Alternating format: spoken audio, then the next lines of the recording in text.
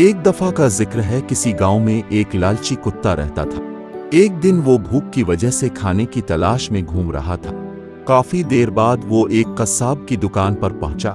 कस्साब को कुत्ते पर काफी तरस आया और उसने एक हड्डी उठाई जिस पर कुछ गोश्त था और कुत्ते की तरफ फेंक दी। कुत्ता वो हड्डी लेकर वहां से चला गया।